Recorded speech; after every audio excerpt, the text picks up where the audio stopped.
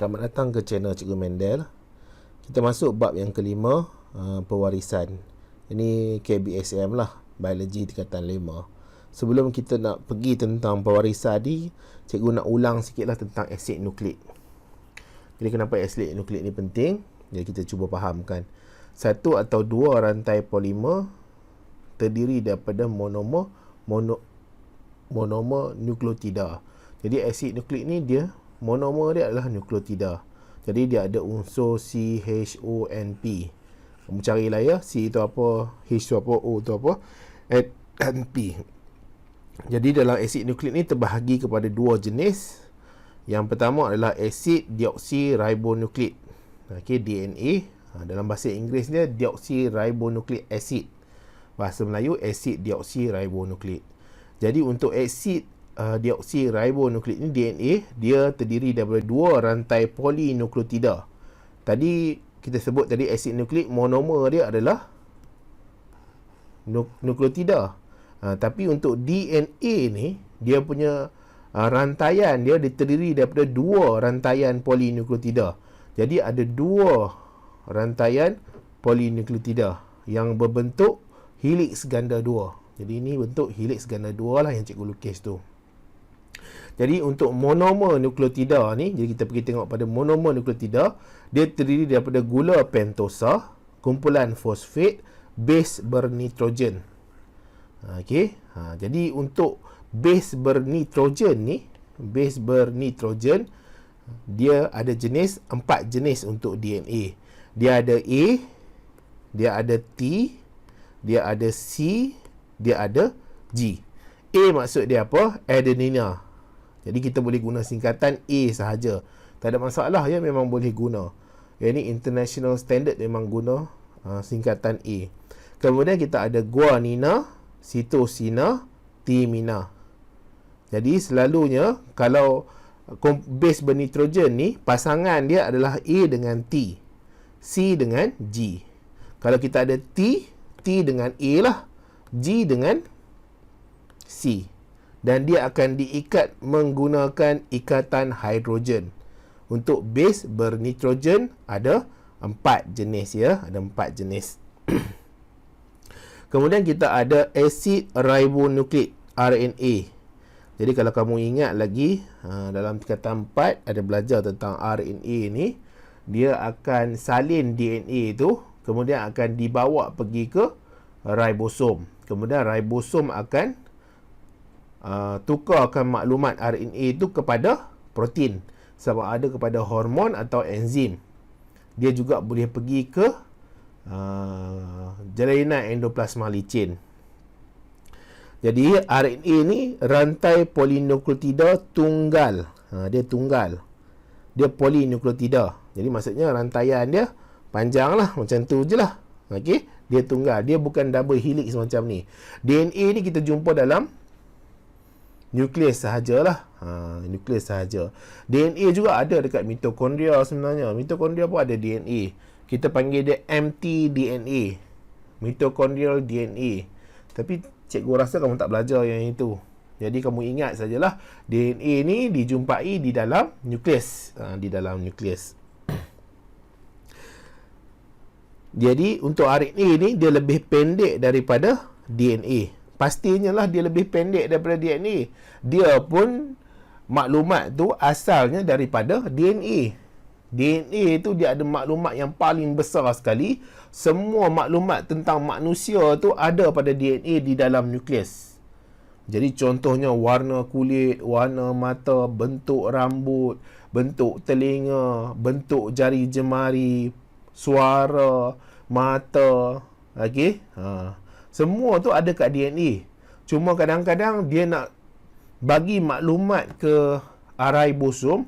Untuk ribosom tu hasilkan apa, dia akan guna RNA. Okey, dia akan guna RNA. Jadi base bernitrogen dia terdiri daripada base bernitrogen, dia ada A, G, C, U. Tapi untuk DNA dia A, T, C, G kan. Dia untuk base bernitrogen ni dia berbeza sikit, A, G, C, U. U ni adalah uracil. Dia ada 3 jenis RNA. dia ada RNA pengutus. Kita panggil sebagai mRNA. M tu messenger, pengutus lah. Kemudian RNA ribosom, rRNA. Kemudian ada RNA pemindah, tRNA. Jadi yang R kamu tengok ni adalah ribosomal. Okay, ribosomal. M ni messenger. T ni transfer. Transfer pindah lah kan.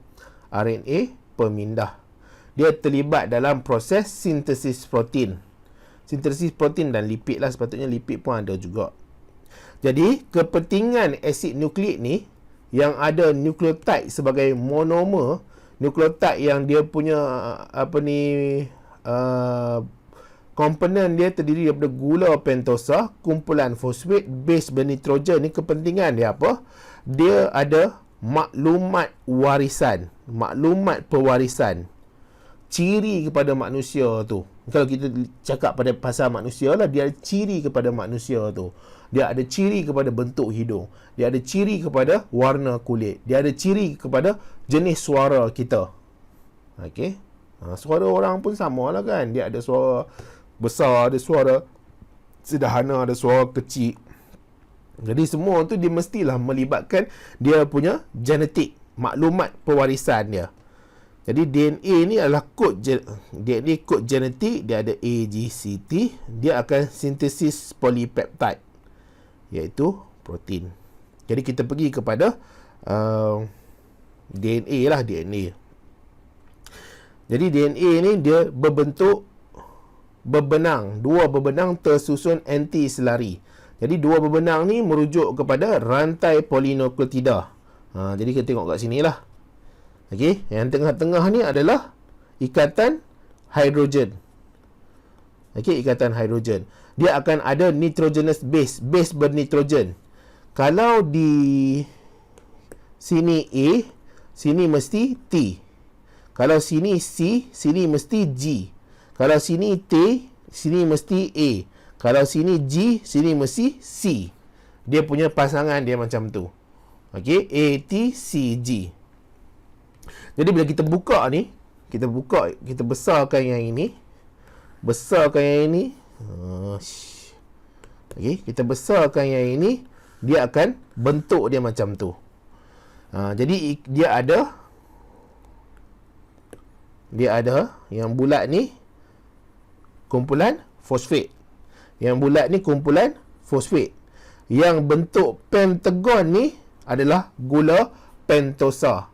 Ataupun gula pentosa lah. Pentose sugar. Gula pentosa. Pentos. Pentagon kan. Dia 5 cc. Jadi, bila kamu tengok, dia punya ikatan di antara ni satu nukleotida. Yang ini satu nukleotida. Antara satu nukleotida, dia akan bergabung dengan satu nukleotida berdasarkan ikatan di antara gula pentosa dengan kumpulan fosfat. Sebab tu dia panggil sebagai tulang belakang gula fosfat. Gula ni adalah gula pentosa, fosfat ni adalah kumpulan fosfat ni yang membentuk dia punya backbone, tulang belakang. Kemudian dia ada cantuman dengan satu lagi bahagian. Satu lagi polinukleotida. Yang ni satu polinukleotida. Cikgu tulis nukleotida. Yang ini satu polinukleotida. Okey, di tengah-tengah ni dia ada ikatan hidrogen. Boleh tak? Okey, sekarang ni kita nak tengok kepada jin. Jadi bila kita bukakan dia tu, jin ni dia adalah satu kawasan, satu bahagian daripada DNA molekul. Jadi dia ada banyak lah kat sini. Dia mungkin ada 1, 2, 3, 4, 5, 6, 7, 8, 9, 10. Ada banyak dia punya bahagian pada DNA tu yang membentuk jin. Jin ni dia akan mengawal satu jenis trait ataupun mengawal satu jenis ciri. Okey. Dia akan kawal lah. Nanti kita tengok jin tu apa. Jadi kita ada DNA ganda 2 ataupun ikatan polinukleotida helix ganda 2. Okey, helix ganda 2. Jadi cikgu nak tambah sikit. Jadi mesti kamu tertanya-tanya kan, kromosom tu yang mana pula?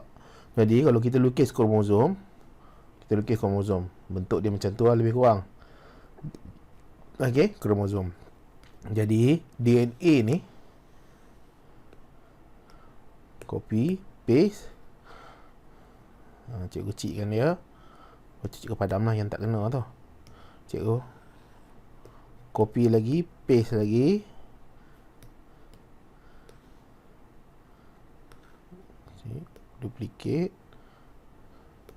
Duplicate.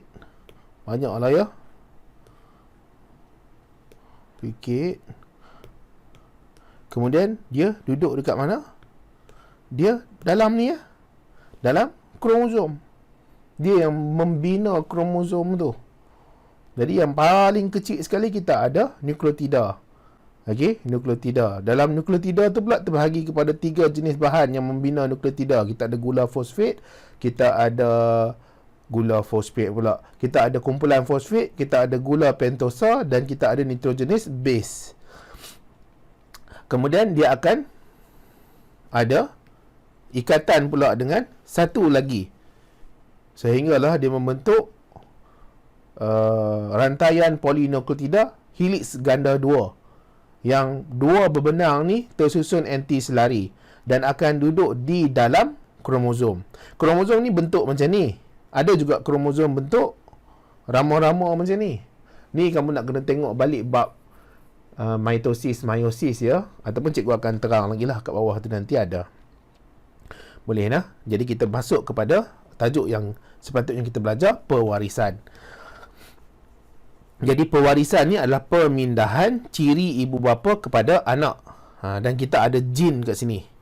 Bahasa Inggeris kita sebut G-E-N-E lah, gene. Bahasa Melayu cikgu tak pastilah. Nak kena buka Dewan Bahasa Pusaka sebutan ni macam mana. Gen ke, gene ke, gen ke. Okey. Tak apalah. Janji kita boleh eja dengan betul. Gene ialah unit asas pewarisan yang kawal trait tertentu. Dia ada dua jenis ni. Dia ada trait, dia ada ciri. Nanti kita tengok apa beza antara trait dengan ciri. Besarkan sikit. Kita ada trait, kita ada ciri. Jadi untuk yang unit asas pewarisan ni dia kawal trait tertentu. Itu gene. Boleh ya? Jadi cikgu dah terang tadi gene ni duduk kat mana. Gene tu adalah satu bahagian daripada DNA molekul. Okey, satu bahagian daripada DNA molekul. Merupakan segmen berfungsi DNA pada lokus tertentu pada kromosom. Semua cikgu dah terang kat atas tu. Sebab tu cikgu bagi pengenalan ni terang tentang asid nukleik ni. Sebab nak bagi faham gene tu dekat mana. Nanti kamu tertanya-tanya gene lah, kromosom lah, DNA lah. Macam mana nak beza semua ni?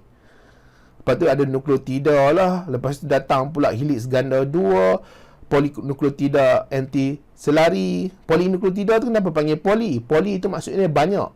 Jadi ada banyak nukleotida. Boleh ya? Sekali lagi ya, gene ialah unit asas pewarisan yang kawal trait tertentu. Merupakan segmen berfungsi DNA pada lokus tertentu pada kromosom. Lokus ni adalah tempat pada gene. Okay, gene tu duduk dekat mana di kromosom tu, kita panggil dia sebagai lokus. Sepasang gene berada pada lokus yang sama pada kromosom homolog. Okay, sekali lagi ya. Sepasang gene pada lokus yang sama pada kromosom homolog. Jadi kalau nampak ni, ada cikgu lukis ni. Ni, dekat sini. Bulatkan dia lah. Jadi kita ada sepasang kromosom. Iaitu melibatkan kromosom homolog. Nanti cikgu cerita apa maksud kromosom homolog ni. Dia ada gene pada kromosom tu. Jadi dia ada sepasang gene pada kromosom. Ni di sini. Besarkan sikit lah. Di situ dan di sini. Okey. Contohnya ni kromosom A, ini kromosom B. Jadi di kawasan ni dia ada gene. Gene yang atas ni. Atas ni, sini ada gene. Okey. Jadi di sini kita ada satu jin.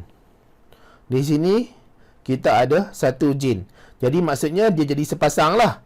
Dan kedua-dua ni dia adalah kromosom homolog. Jadi bila dia kromosom homolog, dia pada lokus yang sama, tempat yang sama. Okey, kalau kita ukur ni 3 cm. Yang ni pun mesti 3 cm juga. Dia tak boleh berbeza. Okey, daripada tempat yang sama, pada lokus yang sama, kita panggil dia sebagai alel. Kita panggil dia sebagai alel. Kalau satu saja kita panggil jin. Kalau dia sepasang, kita panggil alel. Jadi, ditulis di sini, sepasang jin dipanggil alel. Sepasang jin dipanggil alel. Okey. Boleh tak ni? Memang tajuk ni dia agak complicated juga. Dia macam tajuk pembahagian sel. Tapi tak adalah susah sangat. Bila kamu faham tentang pembahagian sel tu, sepatutnya tajuk ni tak susah sangat. Alel boleh dominan atau resesif. Apa maksud dominan? Dominan tu dia akan tonjolkan ciri dia apabila dia berpasangan dengan resesif. Resesif takkan boleh tunjulkan diri dia kalau ada dominan. Resesif akan tonjolkan diri dia hanya bila dia berpasangan dengan resesif sahaja. Jadi kalau dia nak tunjulkan diri dia, dia kena berpasangan dengan resesif. Kalau dominan dia akan sentiasa tunjulkan diri dia. Walaupun dia dengan dominan yang lain, walaupun kadang-kadang dia dengan dominan, boleh ya, ada dominan dengan dominan, dua-dua tu dominan yang berbeza, kedua-dua tu akan tunjulkan ciri dia. Okey, untuk resesif pula, dia kalau ada dominan di situ, dia takkan boleh tunjulkan diri dia. Dominan tu akan tunjulkan diri dia. Jadi mekanisme pewarisan. Jadi kita tengok sikit apa dalam mekanisme pewarisan ni. Gregor Mendel, atau nama panjang dia Gregor Johannes Mendel. Jadi channel cikgu ni adalah sempena nama Gregor Johannes Mendel lah. Jadi tribute kepada Gregor Johannes Mendel.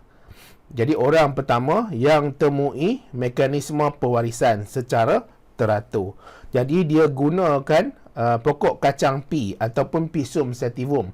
Jadi dia buat eksperimen ke atas pokok kacang. Dia tengok ciri-ciri pada pokok kacang tu pada generasi yang pertama, generasi yang kedua, apa jadi?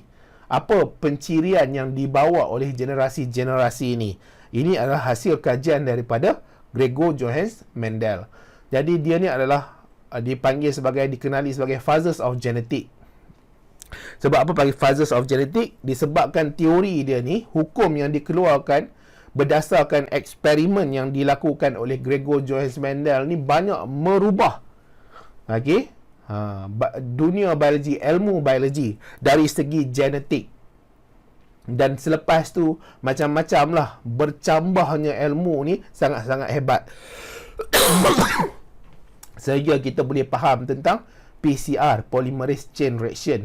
Ada pula tentang mesin PCR kan, yang boleh buat DNA fingerprint. Dan sekarang ni pun diguna dengan kadar yang banyak PCR ni untuk dia kesan penyakit COVID-19 tu. Jadi dia guna PCR ya, antaranya RT-PCR, Polymerase Chain Reaction. Jadi PCR ni pun digunakan dalam DNA fingerprint dalam kes-kes jenayah. Okey. Jadi banyaklah besar jasa Gregor Johannes Mendel ni dalam dunia biologi.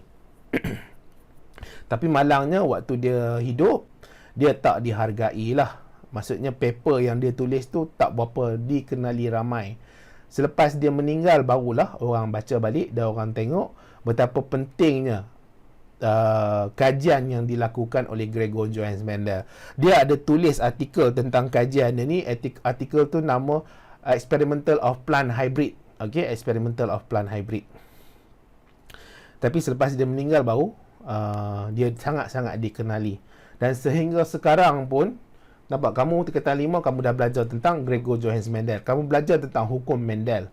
Hukum Mendel 1 dan hukum Mendel 2. Nanti kamu masuk universiti, kamu belajar lagi tentang hukum Mendel ni. Kemudian kamu sambung lagi, kemungkinan kamu akan rujuk lagi kepada hukum Mendel ni. Jadi sentiasalah bila sebut tentang student biology, kalau tak kenal Gregor Johannes Mendel ni, rasanya macam tak kena lah, bukan student bio lah rasanya. Okay, ni antara salah satu nama besar dalam dunia biologi.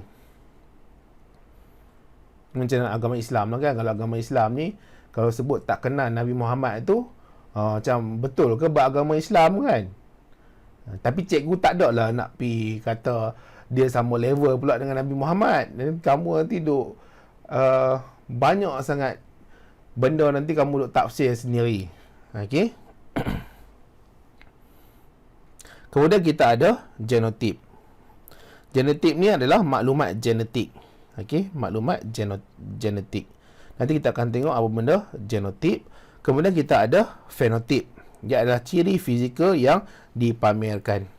Ini mudahlah, fenotip ni mudah. Apa yang kamu nampak pada seseorang tu? Kamu nampak warna kulit dia. Fenotip lah tu. Kamu nampak bentuk rambut dia. Fenotip lah tu. Okey. Jadi dia tak ada susah sangat, ciri fizikal yang dipamerkan. Sekarang ni kita nak buat ulang kaji sikit tentang pembahagian sel. Jadi pembahagian sel terutama sekali dalam proses meiosis lah. Jadi kita ada ni, contohnya cikgu letak nama dia apa? Abu. Yang ni nama dia Hasnah. Ni tak ada kaitan dengan siapa-siapa lah, cikgu boleh petik je nama ni ya. Nanti siapa-siapa yang ternama Hasnah tu kamu duk apa ni pula kan, duk terasa hati pula. Janganlah duk terasa hati, tak ada kaitan dengan siapa-siapa. Cikgu pun tak kenal siapa Hasnah ni.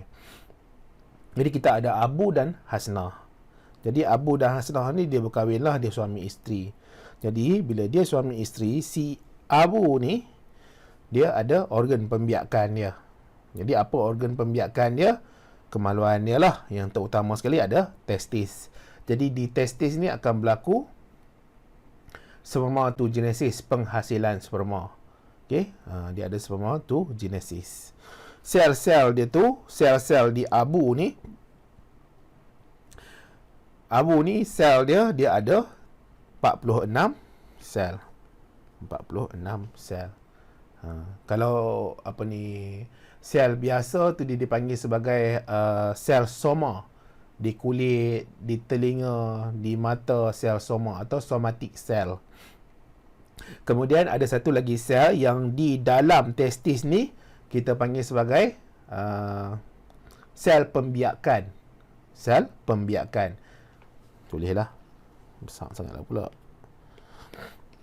Sel pembiakan. Okey, jadi sel pembiakan ni selalunya sperma lah kalau dekat Abu ni. Kalau dekat Hasnah, sel pembiakan dia adalah ovum. Kalau yang lain-lain di kulit, di mata, di pipi, kita panggil sebagai sel soma. Jadi selalunya sel soma ni mesti 46 kromosom. Dia ada bilangan kromosom penuh lah, 46 kromosom.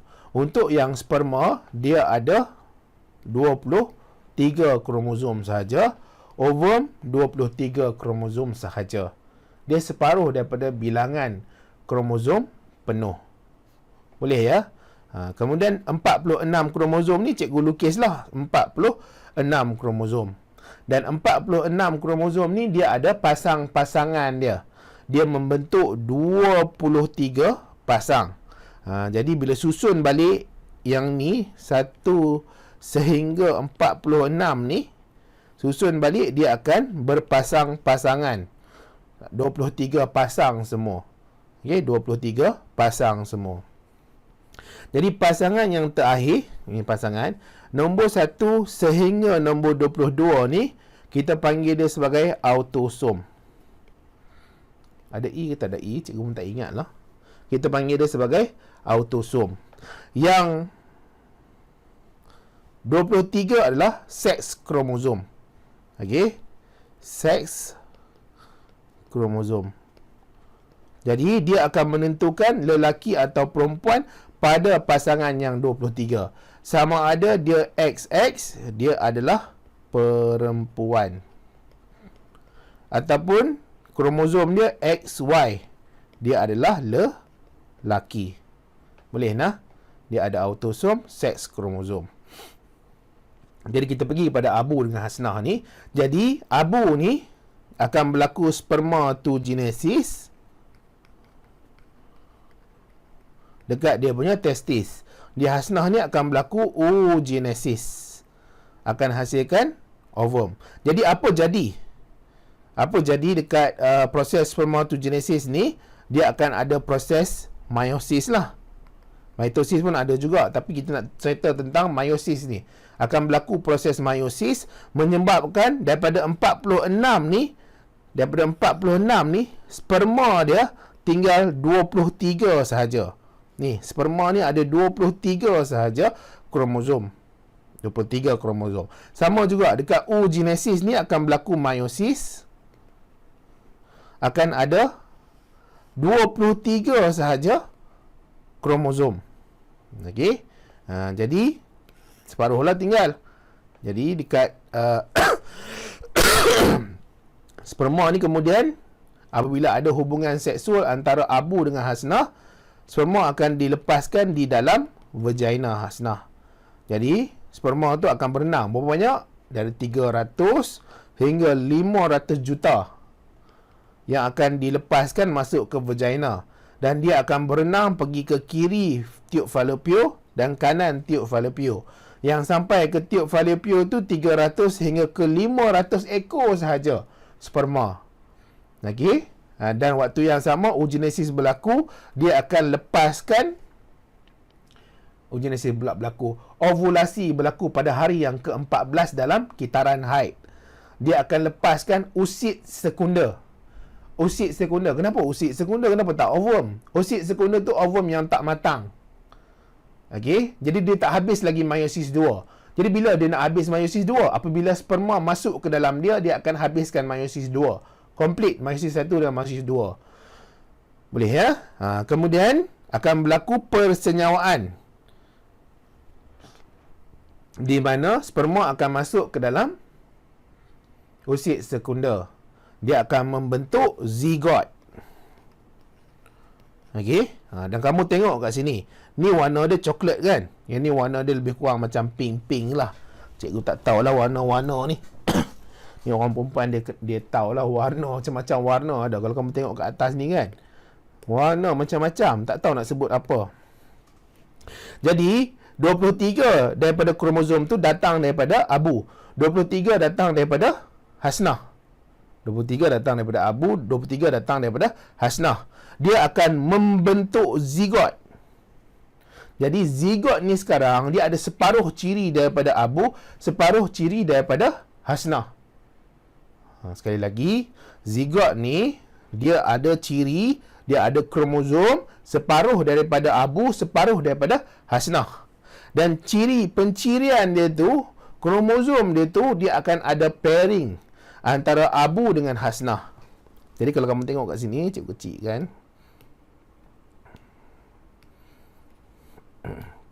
Jadi yang ini adalah Abu.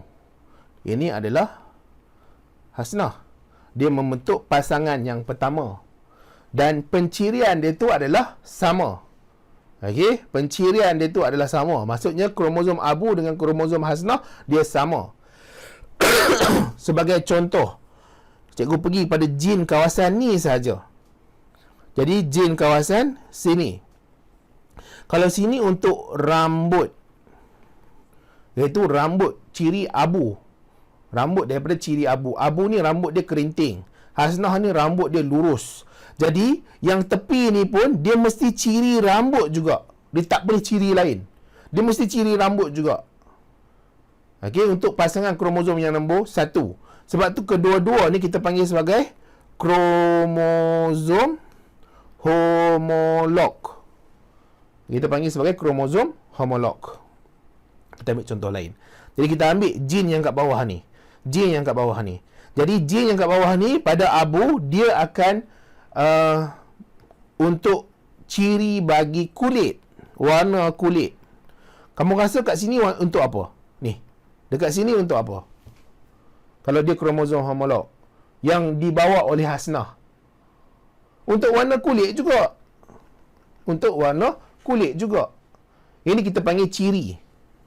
Yang rambut kulit ni kita panggil sebagai ciri. Kemudian kita pergi kepada trait. Jadi trait ni apa pula? Trait ni dia mungkin berbeza. Okey, kamu tengok ya. Hati-hati kamu tengok rambut. Jadi dekat asnah ni pun rambut juga. Ini dekat dalam zigot ya, dia dah bercantum antara sperma dengan ovum. Ni dalam zigot. Jadi rambut, kita ada rambut kat sini. Dia rambut ni dia boleh kerinting untuk abu, lurus untuk hasnah. Jadi kerinting lurus tu adalah trait. Jadi kerinting kita ada ciri dia rambut. Trait dia boleh kerinting, dia boleh lurus. Jadi dia boleh berbeza. Tak ada masalah. Trait dia boleh berbeza sebab dia ikut kepada yang mana satu dominan yang akan menyebabkan zigot tu akan bawa ciri itu. Tapi masalahnya dekat kromosom homolog, kalau yang ini sini dia rambut, sebelah tu pun kena rambut juga. Dia mesti pencirian yang sama. Kalau dia locus yang sama. Locus sama pada kromosom homolog. Okey, boleh ya? Dia rambut, sebelah tu rambut juga. Tapi trait dia mungkin berbeza, tak ada masalah. Trait dia mungkin berbeza. Yang sebelah tu adalah rambut kerinting, sebelah lagi tu rambut lurus. Dia trait berbeza. Tapi dia mesti, kedudukan dia sama, dia mesti adalah pada ciri yang sama. Dia tak boleh ciri berbeza. Itu yang kita panggil sebagai kromosom homolog. Dan kedua-dua ni kita panggil sebagai alel. Okey, yang tukar warna lain tengok. Ni, yang ini dengan yang ini, kedua-dua tu kita panggil sebagai alel. Kalau satu saja kita panggil gene. Satu sahaja kita panggil gene. Satu sahaja kita panggil gene. Nanti kamu kata cikgu terbalik. Okey, kalau dua gene, kedua gene pada pasangan kromosom, locus yang sama, dua gene atau sepasang gene pada locus sama kromosom homolog, kita panggil sebagai alel. Okey, kita panggil sebagai alel. Sebab sebelum ni ada video-video sebelum ni ada student kata cikgu terbalik. Cikgu tak tahulah, cikgu rasanya lama dah belajar benda ni. Tak adalah berubah kefahaman ni. Yang ini dia duduk pegang daripada dulu lagi. Okey, sekarang ni kita ada 46 kromosom, 23 pasang semua. Okey, yang akan membentuk zigot ni. Zigot pada sel anak ni. Okey, jadi zigot ni contohnya nanti dia akan jadi anak lelaki. Jadi bila anak lelaki dia X Y lah. Jadi kita letak nama dia Ahmad Amir. Okey, Ahmad Amir. Payah panjang nama Ahmad Amir, kita panggil Amir saja. Ini tak ada kaitan sama siapa ya. Jadi abu berkahwin dengan hasnah. Jadi dia akan ada zigot. Zigot ni kemudian akan mengalami mitosis kan. Dia mitosis. Okeylah, tak ada masalah lah. Jadilah Amir hujung ni. Okey. Jadilah Amir hujung. Boleh ya? Jadi di situ ada Amir. Jadi kemudian Amir ni dia akan berlaku spermatogenesis jugalah, dia dah membesar. Jadi bila dia berlaku spermatogenesis, dia akan mengalami meiosis pada dia punya testis. Jadi bila dia mengalami meiosis pada dia punya testis, ada sesuatu yang berlaku menyebabkan ini keadaan ni. Di meiosis 1 di profasa. Jadi kita ada abu dengan hasnah punya kromosom. Abu dengan hasnah punya kromosom. Yang merah ni contohnya adalah abu. Yang biru ni adalah hasnah. Yang ni berlaku di mana ni? Berlaku dalam amir ya. Berlaku dalam amir. Dia bukan berlaku kat siapa-siapa. Dia berlaku dalam amir. Dia berlaku apa? Proses meiosis. Okey. Dia berlaku dalam amir. Proses meiosis. Untuk apa ni? Untuk hasilkan sperma. Jadi proses meiosis ni akan hasilkan sperma lah sebab dia lelaki. Kalau perempuan, dia akan hasilkan ovum. Boleh ya? Tapi cikgu nak cerita dekat proses profasa ni, apa yang berlaku. Jadi, kita dalam badan amil ni, dia terdiri daripada kromosom abu dan kromosom hasnah. Sekarang ni, kromosom kedua-dua ni akan membentuk kromosom homolog. Okay, dia akan ada proses, dia akan berpasangan. Kromosom homolog ni akan berpasangan. Kita panggil sebagai sinapsis. Dan bentuk pasangan dia ni dipanggil sebagai tetrad. Ni ada belajar juga dekat tumbuhan kan, tetrad. Jadi tak ada kaitan lah tu ya. Lepas tu akan berlaku pindah silang pada kiasma. Nampak tak? Dia ada pindah silang. Struktur yang ada pada hasnah ni akan pindah kepada abu punya kromosom. Yang ada pada abu ni akan pindah pada hasnah. Jadi dia akan ada pencampuran. Di sini kamu nampak dia ada pencampuran hasnah dengan abu. Okey, ini abu banyak sikit lah, hasnah dia sikit. Ini dia ada banyak hasnah, di abu sedikit. Jadi akhir sekali dia akan jadi 4 sperma. Okey, 4 sperma. Jadi sperma yang pertama, dia macam ada separuh hasnah, separuh abu. Betul tak? Abu warna, hasnah warna biru. Okey, hasnah abu. Jadi ini dia ada campuran sedikit dekat abu. Okey, ni pun ada banyak jugalah abu. Jadi dia macam fair lah, antara abu dengan hasnah tu ada campur-campur juga, yang akan membentuk sperma bagi amil. Sperma bagi amil akan ada pencampuran antara ciri abu dan hasnah. Sebab itulah kadang-kadang kamu tengok dekat anak kamu nanti tak ada ciri kamu, tapi ada ciri mak ayah kamu. Kenapa pula ada ciri mak ayah kamu? Padahal dia anak kamu. Memanglah sebab kamu tu sendiri datang daripada mak ayah kamu. Kamu bawa ciri kromosom daripada dia orang. Cuma nanti dia akan ada pencampuran antara ciri mak ayah tu disebabkan ada berlaku pindah silang. Pindah silang pada kiasma. Pindah silang. Ciri-ciri ni dia akan bercampur-campur. Kita pun tak tahu ciri yang mana satu yang akan dibawa. Okey, dibawa oleh anak amil nantilah, anak amil nanti. Boleh ya? Itu adalah penerangan basic lah. Sikit-sikit kita nak fahamkan autosom. Kita nak fahamkan autosom, trait, allele, ciri, kromosom homolog. Mana kromosom homolog? Kromosom homolog. Okey. Boleh ya? Jadi allele ni dia boleh dicirikan dengan huruf. Okey, genetik. Contohnya kulit tadi kan, kita boleh letak dia A untuk dominan. Jadi A kecil adalah untuk resesif. Tapi kedua-dua ni adalah untuk kulit. Dia kalau satu lagi kita ada B, B tak boleh kulit lah. Dia mesti rambut contohnya.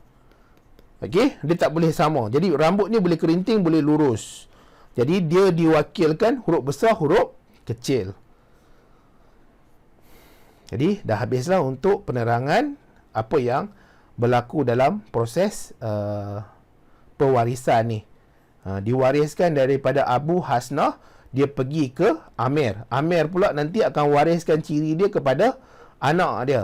Tu pun dia akan ada kombinasi dengan wife dia, wife amir nanti, isteri kepada amir ni nanti. Okey, jadi kita masuk sikit tentang apa yang dilakukan oleh Gregor Johannes Mendel lah dalam kajian dia. Jadi dia ada buat kajian ni kepada pokok kacang. Jadi hasil daripada kajian dia tu ada beberapa ciri yang dia lihat. Contohnya tinggi pokok. Tinggi pokok, warna bunga, kedudukan bunga, bentuk lengai, warna lengai, bentuk biji benih, bentuk kacang. Ini semua ciri-ciri. Tapi ciri-ciri ni tak semestinya trait dia sama.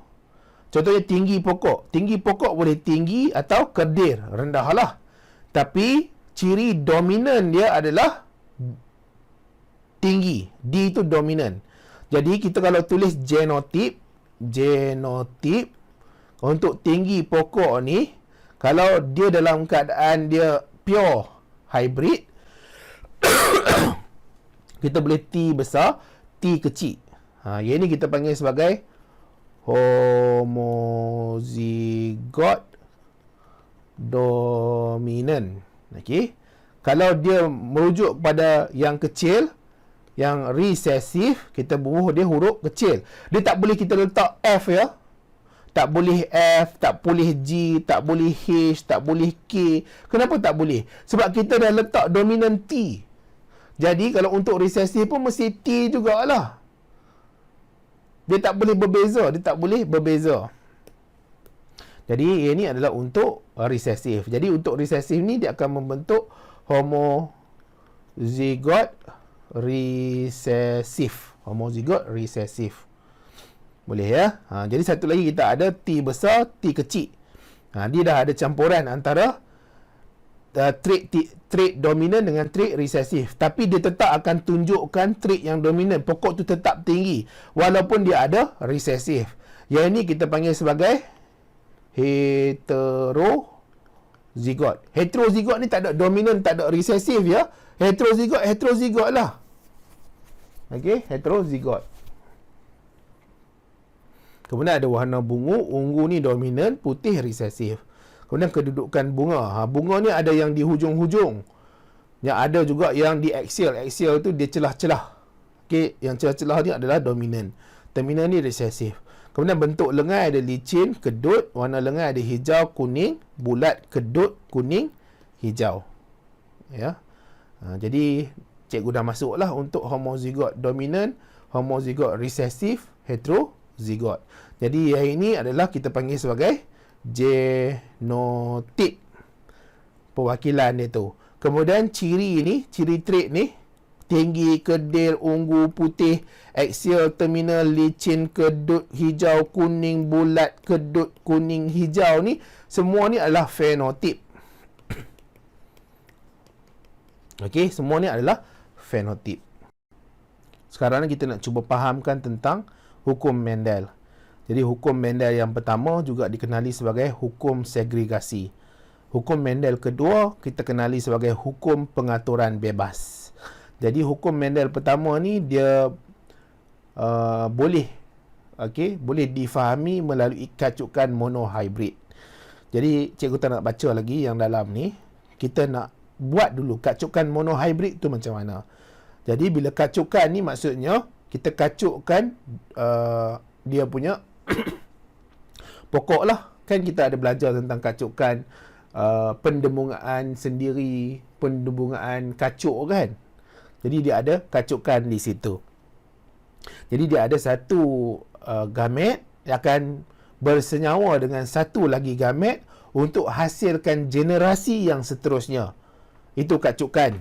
Okey, dia ada yang dalam diri dia sendiri akan hasilkan gamet. Gamet ni akan bersenyawa, akan hasilkan generasi selepas diri dia lah. Selepas generasi induk. Jadi kita akan buat kacukan monohybrid ni. Jadi dengan harapan kamu boleh ikut dan boleh faham lah macam mana kita nak buat. Jadi dia ada dalam biologi ni, dia dipanggil sebagai kacukan tulen. Ataupun bahasa Inggerisnya pure breed. Kacukan tulen. Jadi bila sebut tentang kacukan tulen, dia mesti kacukan di antara homozygote dominant dengan homozygote resesif. Jadi kena fahamkan yang ini dulu. Jadi kita buatlah. Jadi kamu pastikan dia kena ada label yang tepi-tepi ni. Label tepi-tepi ni penting. Waktu cikgu belajar dulu, kalau tak letak label tepi-tepi ni kira salah lah. Tak ada markah. Dan kamu kena pastikan kamu kena labelkan dia tepi-tepi ni. Fenotip induk, genotip induk, gamet, genotip induk F1, semua sekali ni kena ada dia punya label ni. Okey, jadi kita ada pokok tinggi baka tulen. Jadi pokok tinggi baka tulen, tinggi ini adalah homozygote dominant. Jadi kita letak T besar lah. T besar. Ingat ya, kacukan tulen dia mesti homozygote dominant kacuk dengan homozygote resesif. Lepas tu kita ada pokok kedil, baka tulen, T kecil, T kecil. Yang ni satu pokok ya. Yang ni satu pokok, yang ni satu pokok. Okey.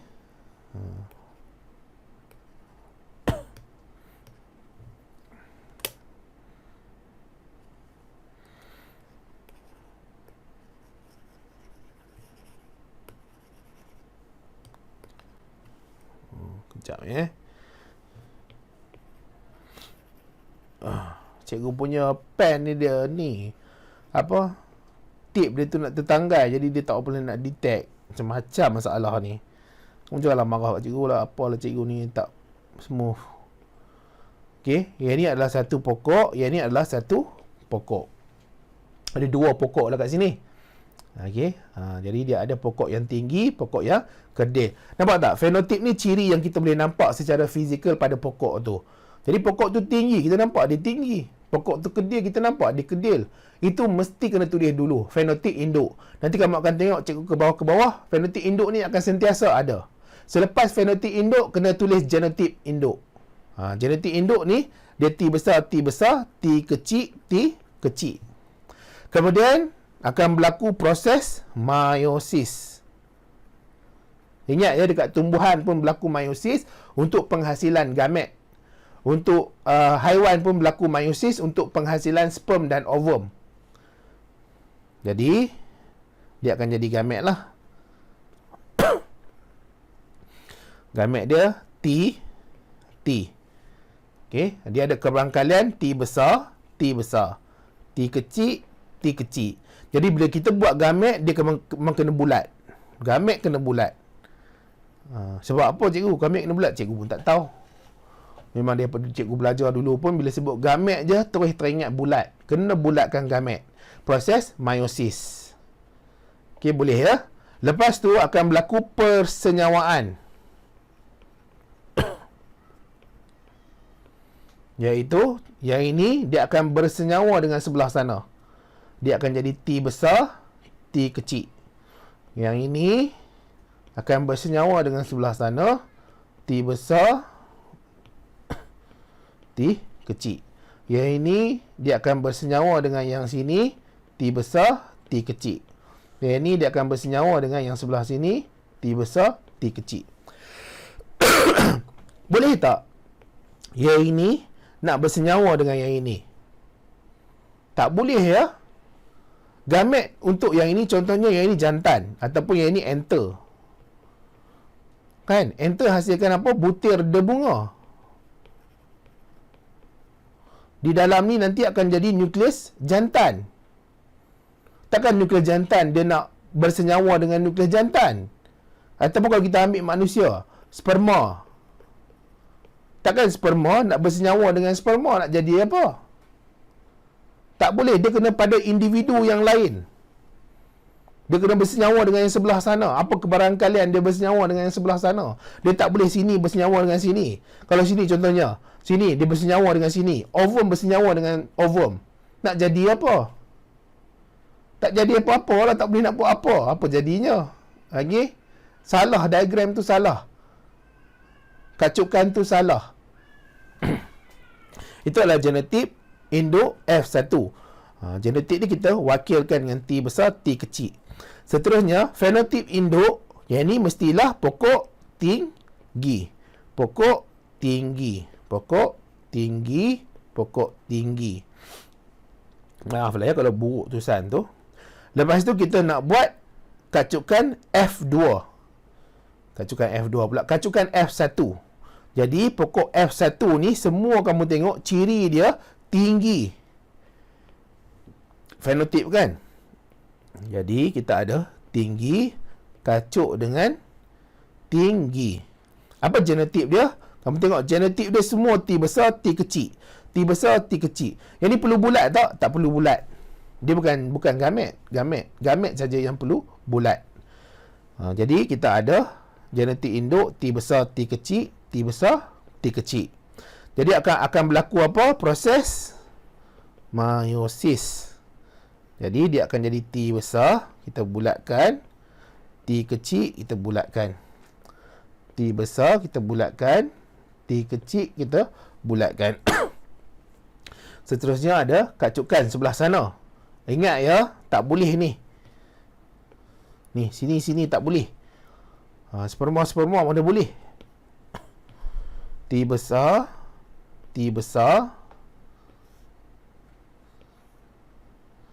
T besar, T kecil, T besar, T kecil, T kecil, T kecil. Jadi kita ada ni genotip. Kita ada fenotip dia tinggi. Tinggi. Ni rendah. Kita boleh buat nisbah genotip F2. Jadi apa genotip yang kita ada? T besar, T besar, T besar, T kecil, T kecil, T kecil. Jadi T besar, T kecil, T besar, T besar ada 1. T besar, T kecil ada 2. T kecil ada 1. Okey, itu nisbah dia. Seterusnya kita ada nisbah fenotip F2. Jadi nisbah dia kita ada tinggi, nisbah rendah. Jadi tinggi ada berapa? 1, 2, 3. Rendah ada 1. Jadi ini adalah kacukan monohybrid. Kacukan tulen monohybrid. Dia akan hasilkan nisbah fenotip 3, 1. 3 untuk tinggi, 1 untuk rendah. Okay, sekarang ni kita baca apa dia punya hukum Mendel 1 ni. Ciri suatu organisma dikawal oleh faktor dalaman. Nampak tak? Faktor dalaman. Ciri kita ni dikawal oleh faktor dalaman yang dipanggil sebagai alel. Dan alel ni dia wujud secara berpasangan ni. Wujud secara berpasangan. Hanya satu daripada faktor ini akan diwariskan kepada gamet. Nampak tak? Satu saja yang akan diwariskan kepada gamet. Yang ini kalau melibatkan satu individu. Contohnya yang ini adalah jantan ataupun lelaki. Satu saja yang diwariskan daripada dua alel, dua gene ni. Daripada alel tu, hanya satu sahaja yang turun kepada gamet. Ni, daripada dua ni, kan ada T besar, T kecil, satu saja yang jadi gamet. Satu saja yang jadi gamet. Kemudian dia akan bersenyawa dengan yang sebelah tu, barulah dia penuh balik bilangan alel dia tu, bilangan kromosom dia tu. Jadi di sini dia bagi tahu, saya ulang balik, ciri suatu organisma dikawal oleh faktor dalaman, alel. Ciri sesuatu organisma dikawal oleh faktor dalaman. Kemudian faktor dalaman alel tu wujud secara berpasangan. Contohnya macam T besar, T kecil, T besar, T besar. T kecil, T kecil. Dia ada pasangan. Tapi bila dia jadi gamet nanti, hanya satu sahaja yang akan diwariskan kepada anak. Okey? Hanya satu daripada sepasang faktor ini diwariskan kepada gamet. Dia tak bawa dua-dua. Kalau dia bawa dua-dua tu, dia dah menyebabkan mutasi kromosom. Contoh mutasi kromosom ni adalah Down syndrome. Down syndrome dia bukan ada 46, dia ada 47 kromosom. Jadi kita tak nak macam tu. Jadi hukum Mendel pertama, ni dia punya maksud. Cikgu harap kamu boleh faham lah. Ataupun dipanggil sebagai hukum segregasi. Sekarang ni kita cuba fahamkan hukum Mendel kedua. Jadi sekejap lah, nanti kita baca lah ya yang atas ni. Dia juga dipanggil kenali sebagai kacukan dihybrid.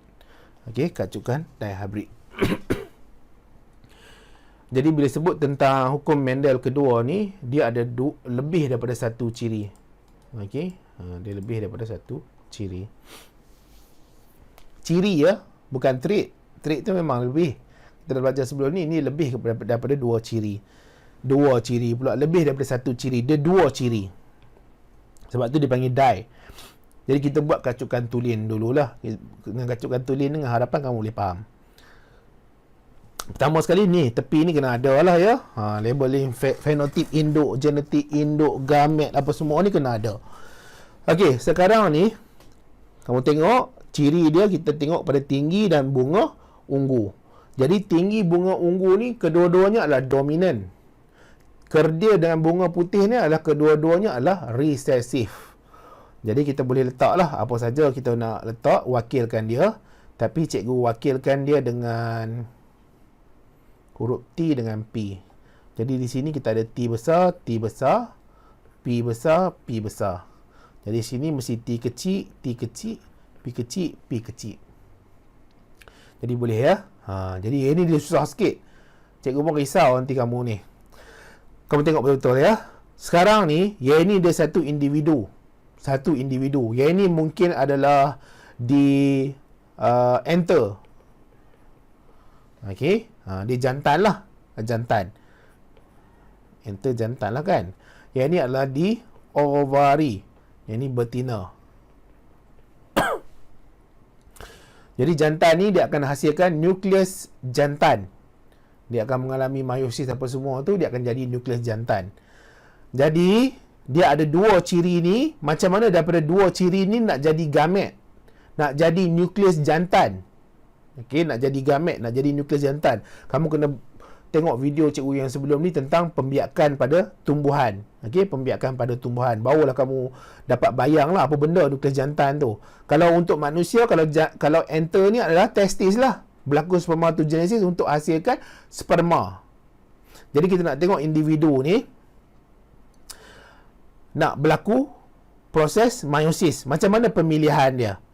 Okey, pemilihan dia T besar, T besar, P besar, P besar. Ni masih lagi nak pilih jadi gamet dia. Nak pilih jadi gamet. Dia tak boleh dengan sini. Tak boleh. Okey, sebab apa? Kena ikut hukum Mendel yang pertama tadi. Satu saja daripada pasangan alel akan diwariskan kepada gamet. Kena ikut hukum Mendel yang pertama. Satu saja daripada faktor dalaman, daripada alel ni yang akan diwariskan kepada gamet. Dia tak boleh dua-dua T turun kepada gamet, tak boleh. Dia akan melawan hukum Mendel pertama. Lawan hukum Mendel pertama, ada sesuatu yang tak kena nanti berlaku jadi dekat anak tu nanti. Okey, tapi tumbuhan tak adalah teruk sangat berbanding manusia. Kalau manusia tambah satu kromosom, kurang satu kromosom, akan ada sangat-sangat besar masalah dia. Tumbuhan dia tak teruk sangat. Jadi dia tak boleh kacukkan dengan yang ini. Dia lawan dengan hukum Mendel. Jadi dia akan dan sebelah sana lah. Jadilah T, P. Kemudian yang sebelah sana TP juga. Yang ni dengan sini TP juga. Sini dengan sini TP. Jadi kalau kamu tengok gamet dia, semua T besar, P besar. Okey, gamet dia semua T besar, P besar. Kita bulatkanlah sebab dia gamet. Yang ni nak jadi gamet dia, ni proses melalui proses apa? Proses meiosis, nak jadi gamet.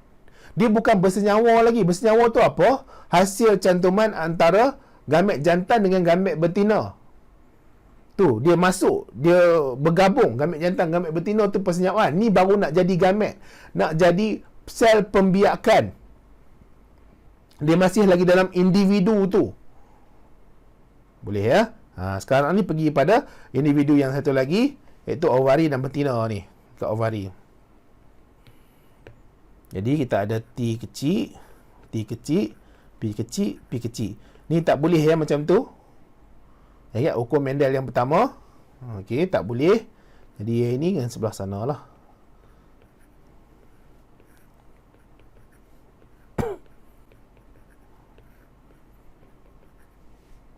Jadi semuanya T kecil, P kecil. T kecil, P kecil. Bulat. Sebab apa? Dia gamet. Sinilah baru berlaku persenyawaan. Jadi dia bersenyawa. T besar, T kecil, P besar, P kecil.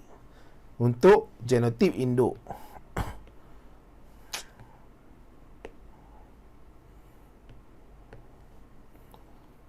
Atas sikit lah. Genotip induk. Jadi dia ada T besar, T kecil. T besar tu apa? Tinggi. Tinggi. Lepas tu P besar tu apa? Bunga ungu. Bunga ungu. Boleh ya? Habis settle untuk F1.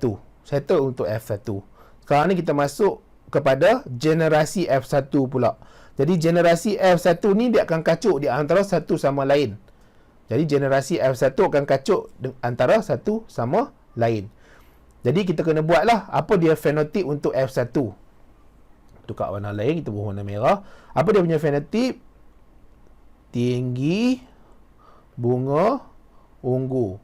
Kacuk dengan tinggi, bunga, ungu.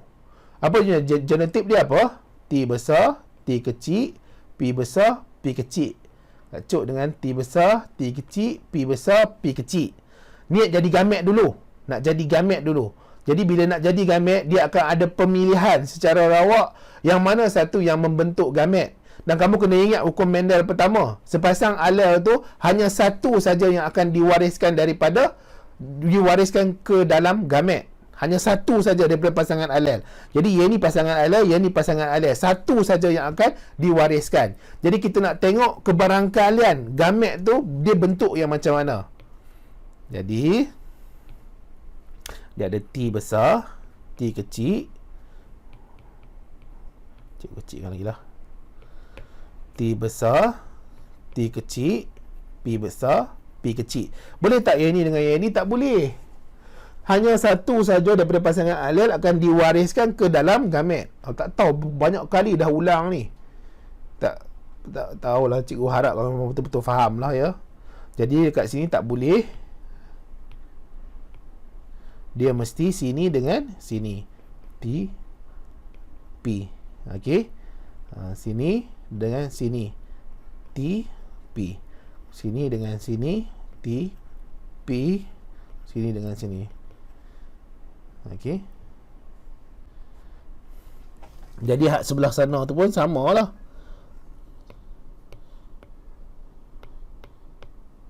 Cikgu copy paste lah nak tunjukkan dia sama. Jadi gamet dia apa? Gamet dia, besarkan sikit. T, P. Bulat. T, P. Bulat. T, P. Bulat. T, P. Bulat. Jadi sebelah sini pun samalah. T, P. Bulat. T, P. Bulat. T, P. Bulat. T, P. Kita bulat. Jadi ini satu individu. Yang ini satu individu. Proses apa yang berlaku ni? Proses meiosis. Dan sini nanti akan berlaku proses persenyawaan. Jadi gamet ni, gamet yang ini, dia akan bersenyawa dengan sebelah sana. Boleh tak dia nak bersenyawa dengan sebelah dia ni? Yang ini bersenyawa dengan sini. Besarkan sikit lah. Yang ini bersenyawa dengan sebelah sini. Tak boleh. Sebab apa? Sebab dia sama spesies. Kalau dia sperma, ni sperma. Hak ni sperma, hak ni sperma. Takkan sperma nak bersenyawa dengan sperma. Dia mesti pergi sebelah sana. Okey, tapi masalah ni banyak sangat. Jadi kita kena buat Punnett square. Okey. Cikgu tak pastilah bahasa Melayu panggil apa ya Punnett square ni. Kita tengok. Kotak Punnett dia. Tak tahulah. Tapi bahasa Inggeris dia panggil Punnett square. Jadi kita ada yang jantan ni jantan. Hak ni betina lah. Ni gamet. Okey, gamet. Jadi dia kacuk lah dengan yang betina. Jadi kamu boleh buat nanti.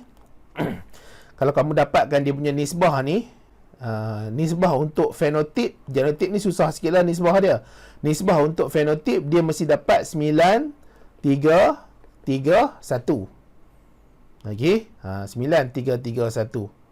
Yang mana ni T kecil ni, yang ni T kecil, P kecil ni satu saja ada. Ya. Ni kena buat satu-satu lah. Jadi yang ini, cuba tunjuklah, takut kamu tak faham. T dengan T kan, T.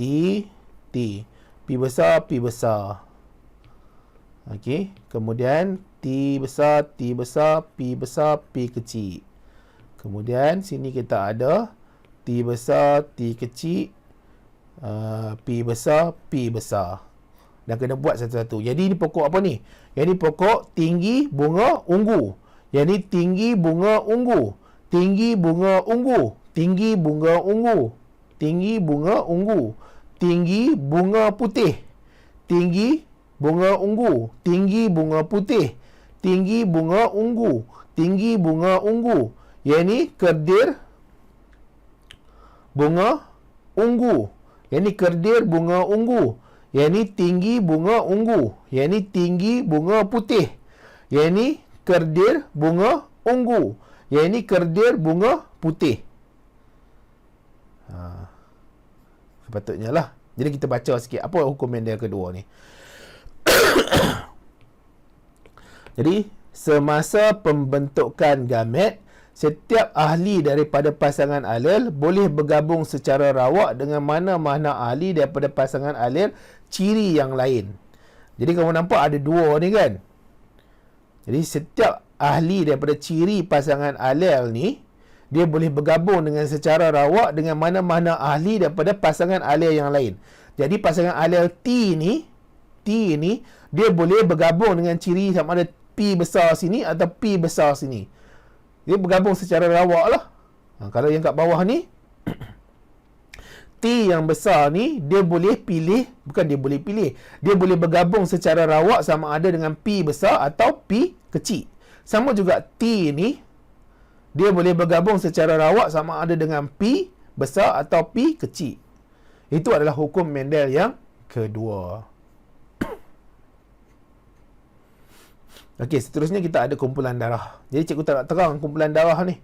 Sebab apa? Cikgu dah terang waktu bab yang pertama. Jadi kamu boleh buka bab yang pertama tu, ada tentang kumpulan darah. Kumpulan darah ni kita ada mengikut darah ABO dan faktor rhesus. Jadi kumpulan darah ni dia merujuk kepada sel darah merah. Okay, sel darah merah. Jadi kita nak tengok macam mana pewarisan daripada ibu ayah kepada anak. Macam mana ibu ayah tu mempengaruhi darah anak. Soalan ni pun soalan terkenal juga untuk exam. Sebab kadang-kadang dia tanya, ayah darah A, ibu darah B, tiba anak darah O. Macam mana boleh anak darah O? Anak mak ayah dia ke? Anak orang lain ke? Jadi kita tak pasti. Jadi kita kena buat lah yang kat cukan ni. Okay? Diagram kat cukan ni. Nampak tak? Cikgu mesti akan tulis fenotip induk. Kena tulis genetik induk. Jangan tinggal ni. Benda-benda ni janganlah tinggal. Kan?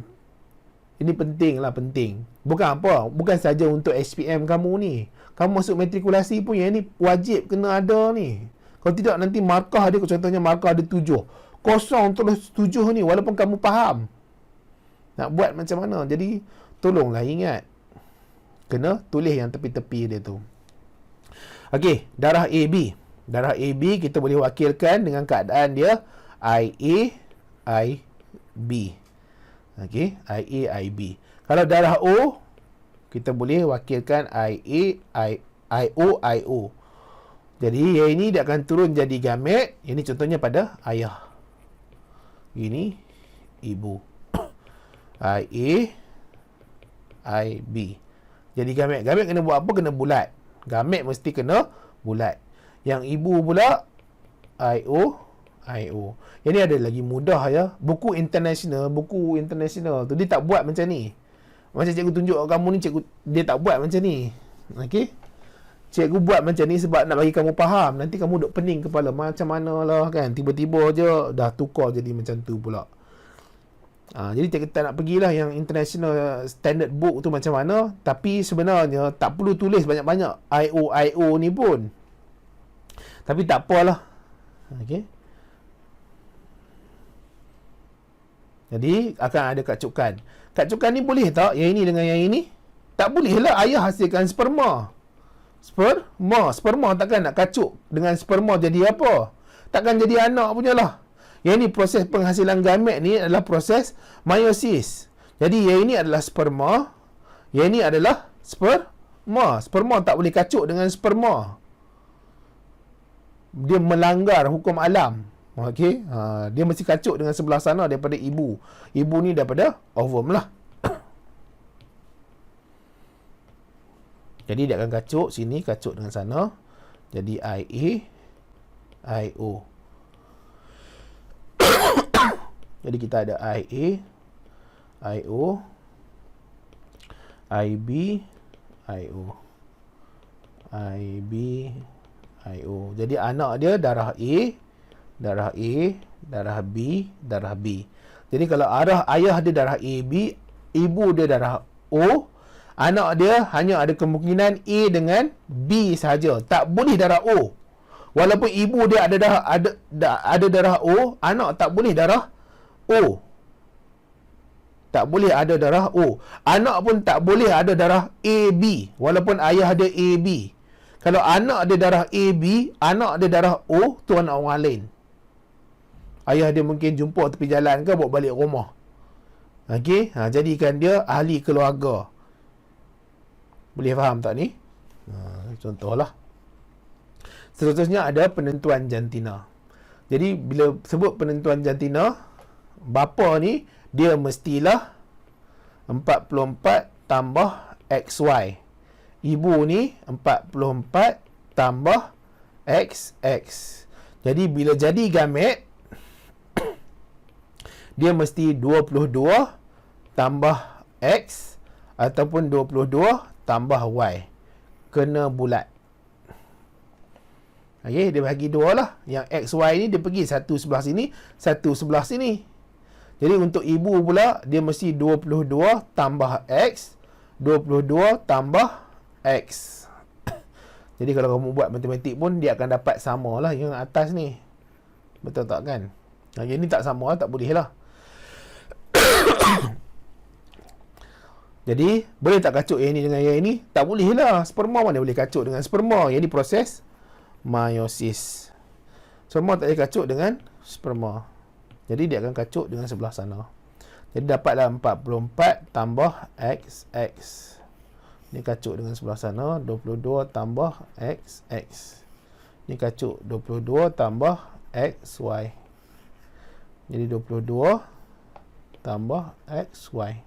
Jadi anak ada jantina perempuan. Kena tulis bagi penuh lah ya. Cikgu tulis buruk, tak apalah, cikgu tak jawab exam. Kamu nak jawab exam, janganlah tulis buruk sangat. Nanti pemeriksa tak boleh nak faham. Okey, jantina. Boleh ya?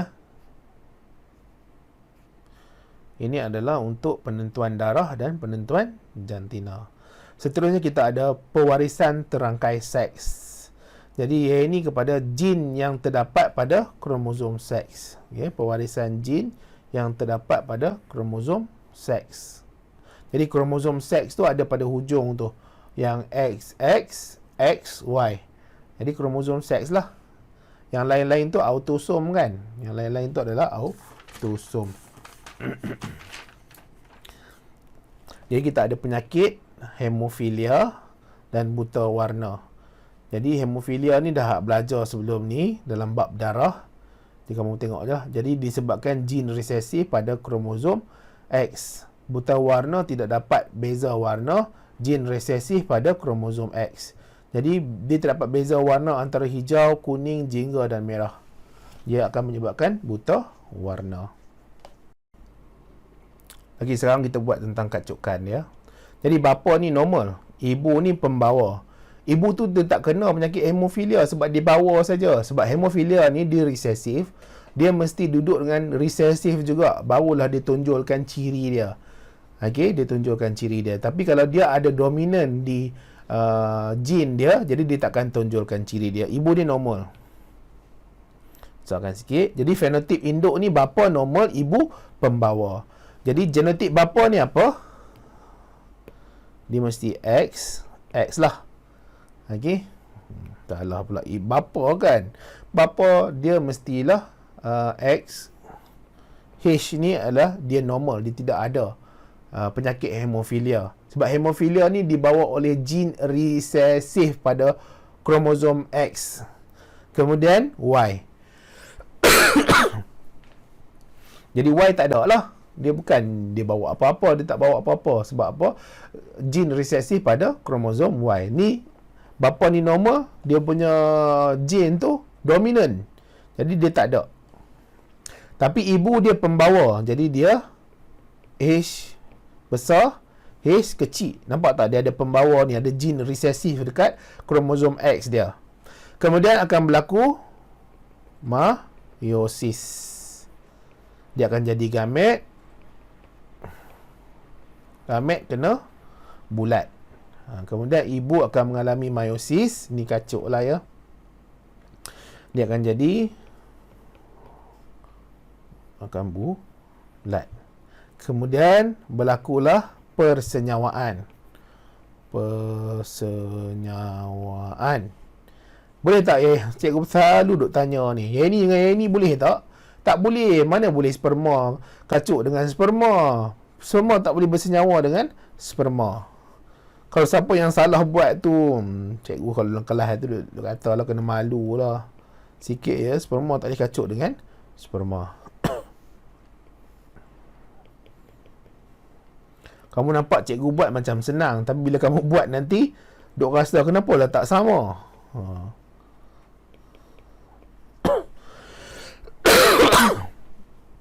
Jadi ini anak normal. Ni jantina pula. Yang ni fenotip anak lah. Sama ada anak tu normal ke tak. Fenotip. Ni normal. Dan ni pembawa. Ni normal. Yang ni penghidap. Penyakit hemofilia. Sebab apa? Sebab dia tak ada dominan di situ. Yang ada hanya resesif. Jadi dia kenalah penyakit hemofilia. Kemudian kita ada penyakit pewarisan. Penyakit pewarisan ni dia tak melibatkan kromosom seks. Contohnya ada thalassemia, hemoglobin ni abnormal.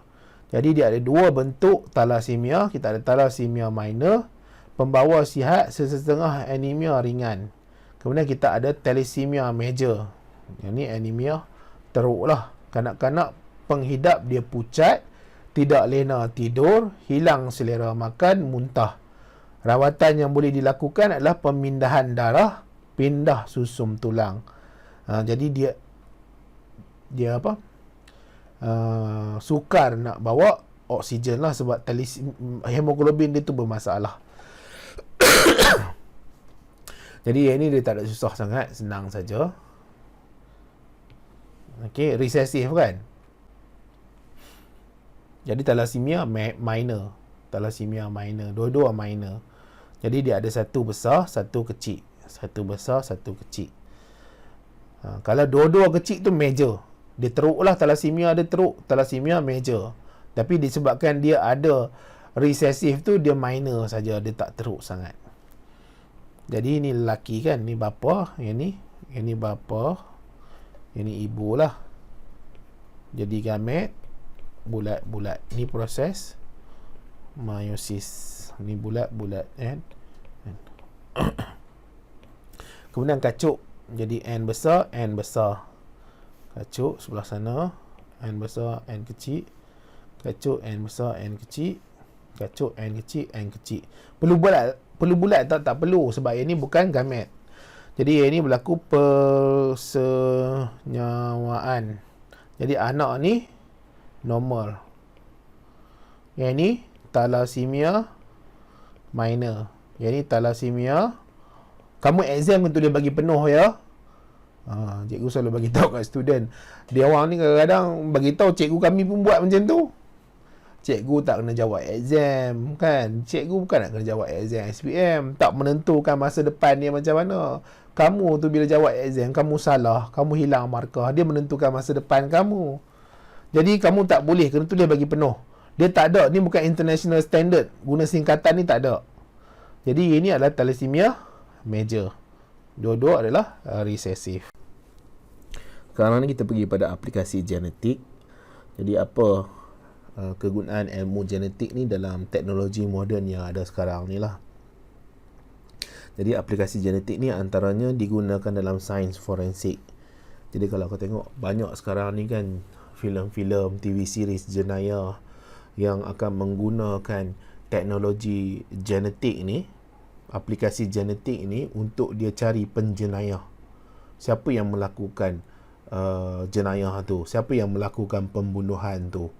Jadi daripada sampel DNA, daripada sampel darah, daripada sampel rambut, daripada sampel air liur, daripada sampel air mani, semua tu boleh digunakan untuk membuktikan jenayah yang telah dilakukan oleh penjenayah. Jadi ini adalah kajian jenayah lah.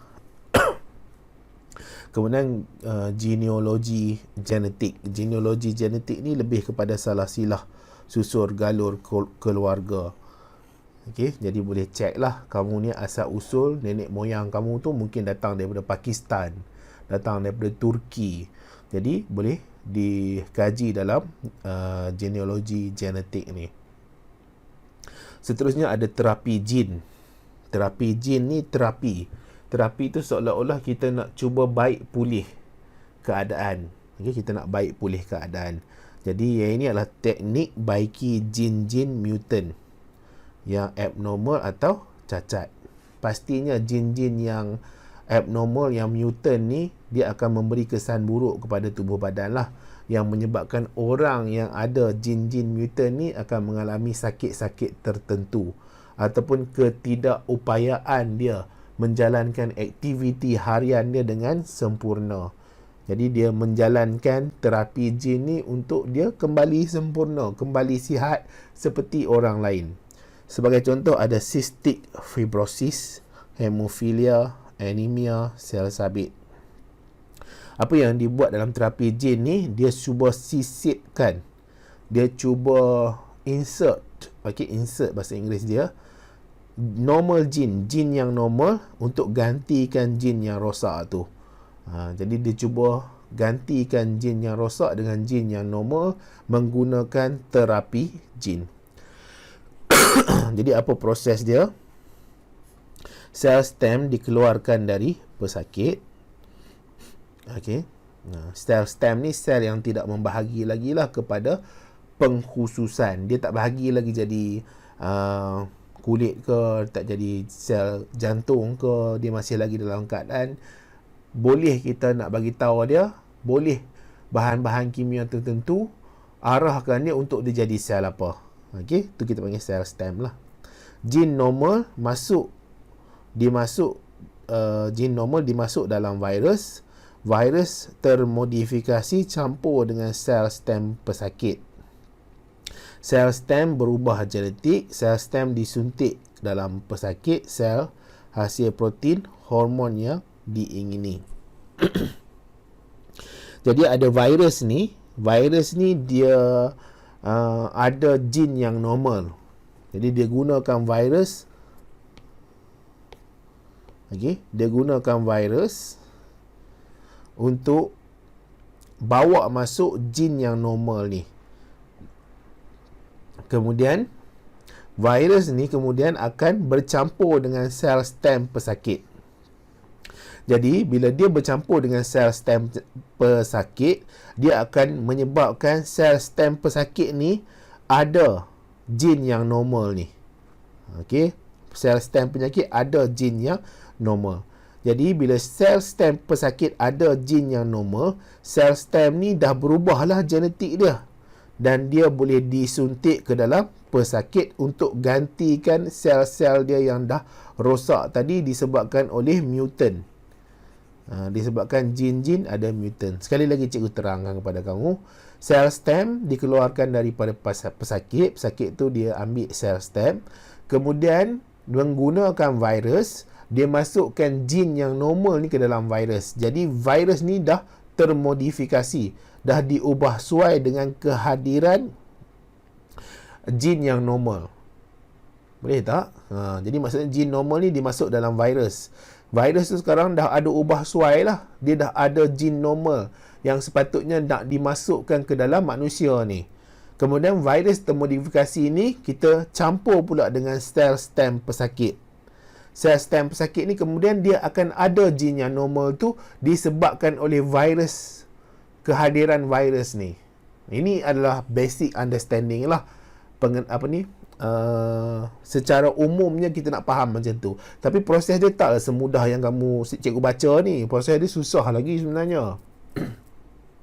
Bukan semudah ni, dia ada jenis-jenis virus yang nak diambil, nak digunakan. Kemudian kena ubah suai genetik virus tu, ada teknik dia pula. Okey, cuma nak bagi tahu ni, terapi jin ni kita boleh guna virus, kita masukkan jin yang normal ke dalam virus tu dah telah dimodifikasi. Kemudian kita campurkan virus tu dengan sel stem. Jadi kemudian sel stem ni dia dah ada jin yang normal tu. Jadi kita masukkan sel yang ada jin yang normal tu ke dalam badan manusia tu akan mulai normal lah dengan kehadiran jin yang normal yang kita dah bawa masuk dalam virus tadi. Jadi itu proses terapi jin. Dan proses ni dia panjang ya, dia bukan ambil masa sehari, 2 hari. Dia kadang-kadang bukan kadang-kadang, uji kaji ni dia ambil masa yang sangat-sangat lama lah. Bertahun-tahun. Ada berpuluh tahun, cikgu rasa ada juga masih lagi dah sampai hari ni dikaji keberkesanan dia. Seterusnya kita ada teknologi kejuruteraan genetik. Siapa minat genetic engineering? Okey, genetic engineering. Kejuruteraan genetik ialah istilah pengubahsuaian genetik organisma. Diperkenalkan pada tahun 1971 hingga 1973. Sains kejuruteraan genetik. Jadi dalam sains kejuruteraan genetik ni ada dipanggil sebagai teknologi DNA recombinant. Dia ada macam seolah-olah kita campurkan DNA tu untuk hasilkan spesies yang berbeza. Dan spesies yang berbeza ni mestilah mempunyai keupayaan yang lebih bagus berbanding dengan generasi sebelumnya. Okey, dia ada keupayaan yang lebih bagus berbanding generasi sebelumnya. Jadi dia adalah teknologi untuk gabung dua spesies yang berbeza, hasil ciri genetik yang baru. Jadi DNA tumbuhan gabung dengan DNA bakteria sebagai contoh. DNA tumbuhan gabung dengan DNA bakteria. DNA manusia gabung dengan DNA kulat. Boleh ya, DNA manusia gabung dengan DNA kulat. Ini akan menghasilkan DNA hybrid. Jadi kita tengok macam mana proses penggabungan ni. Antara yang dilakukan dalam kejuruteraan genetik ni, dalam teknologi DNA recombinant ni adalah dalam penghasilan hormon ataupun penghasilan hormon lah ya. Okey, apa lagi selain daripada hormon, cikgu pun tak ingat. Jadi kita ada DNA manusia, contohnya sel pankreas. Jadi sel pankreas ni dia ada yang sel islet Langerhans. Dia ada jenis yang sel alpha dan sel beta yang akan hasilkan insulin dan glukagon. Jadi kalau sel alpha, sel islet Langerhans tu akan hasilkan glukagon, sel beta, sel islet Langerhans tu akan hasilkan insulin. Jadi dia keluarkan DNA daripada pankreas punya sel ni. Jadi keluarlah DNA kat sini. DNA dah dikeluarkan. Kemudian dia gunakan enzim. Dia ada enzim-enzim tertentu, dia seolah-olah bertindak sebagai pisau atau gunting yang ada upaya untuk memotong DNA tu. Dan dia boleh ambil bahagian jin untuk penghasilan insulin sahaja. Okay? Jadi maksudnya dia potong DNA tu khusus spesifik kepada bahagian yang menghasilkan jin insulin sahaja. Okay? Jadi kita dah dapat dah jin insulin kat sini daripada DNA manusia. Kemudian ambil daripada bakteria. Jadi bakteria ni, sel bakteria, keluarkan dia punya plasmid, DNA plasmid ni. Okey, plasmid ni seolah-olah bahagian DNA lah. Jadi guna enzim pemotong yang sama, potong pada bahagian plasmid ni. Jadi bila potong pada bahagian plasmid ni, plasmid tu dah hilang sebahagian daripada struktur dia. Jadi masukkan jin insulin ni ke dalam bahagian yang dipotong tadi. Jadi maksudnya plasmid tu dah bercampur, dah ada DNA recombinant dengan jin insulin. Jadi plasmid yang baru ni dimasukkan ke dalam bakteria.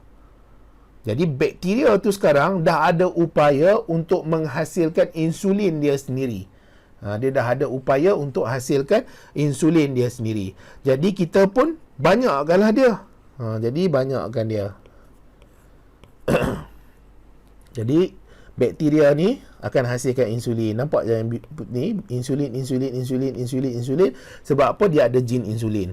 Kemudian adalah insulin dalam bakteria ni. Sebab apa? Sebab dia ada jin insulin. Jadi tangki penapaian, kita banyakkan dia dah. Lepas tu kita ekstrakkan dia, pecahkan dia lah. Pecahkan dia. Kita keluarkan insulin tu. Jadi dapatlah insulin daripada bakteria. Jadi bakteria tu hasil insulin untuk manusia. Hebat kan teknologi sekarang? Daripada bakteria tu kita boleh hasil insulin yang sepatutnya manusia yang hasilkan. Tapi takkan kita nak buat kilang penghasilan insulin dekat manusia? Nanti orang marah nanti. Ada buat kilang insulin dekat manusia. Jadi dia buat dekat bakteria. Jadi kita baca sikit lah. Enzim pemotong DNA nombor 1. Okay. Enzim potong DNA plasmid nombor 2 situ. DNA rekombinan masuk dalam sel bakteria. Bakteria rekombinan ganda. Yang ni nombor 4 ni dia berganda lah. Jadi kita banyakkan dia. Daripada 1 jadi 2. 2 jadi 2 lagi. Yang ni 2 jadi 2 lagi, ada 4. Kemudian banyak lagi. Lepas tu kita boleh ekstrak dan tulinkan insulin. Ekstrak tu maksudnya kita pecahkan dia, kita keluarkan dia, kita tulinkan, ambil insulin sahaja. Sebab benda lain kita tak nak. Sekarang ni kita dah dapat insulin. Lepas tu bakteria ni bukan, dia punya lifespan tu, life cycle dia tu pendek. Jadi cepat dia nak membahagi. Okay, kalau kita ni satu generasi tu mungkin boleh hidup 60 tahun. Jadi kamu ambil masa 20 tahun untuk hasilkan anak yang baru kan. Jadi lambat nak tunggu sampai 20 tahun. Bakteria tak macam tu. Kadang-kadang sehari itu dia boleh membiak banyak. Okey, itu berlaku dalam teknologi DNA rekombinan. Seterusnya kita ada organisma termodifikasi genetik. Organisma ni diubah genetik dia. Dia gabung jin dua spesies yang berbeza. Contohnya gabung jin haiwan dan dengan tanaman atau bakteria. Jadi kalau tak salah cikgu ada jin kala jengking tak masuk dalam padi. Okey, pokok padi. Tak tahulah betul ke tidak ya, cikgu dulu ingat-ingat lupa lah. Sebab apa? Supaya dia tahan penyakit, tahan rintangan. Okey, tahan rintangan ke? Dia tahan penyakit tu lagi bagus lah. Okey, jadi dia masukkan dalam tumbuhan supaya tumbuhan tu tidak diserang penyakit, tidak diserang serangga perosak, tingkat kualiti buah lebih besar. Jadi ini organisme termodifikasi genetik, genetic modified organism. Jadi kebaikan aplikasi genetik ni, teknologi kejuruteraan genetik ni dapat rawat penyakit baka, tanaman berkualiti, tanaman daya tahan penyakit tinggi, tanaman lebih banyak, boleh hasil insulin, enzim daripada bakteria. Tapi keburukan dia, kita tak tahu dia boleh menyebabkan alahan atau kesan sampingan apa.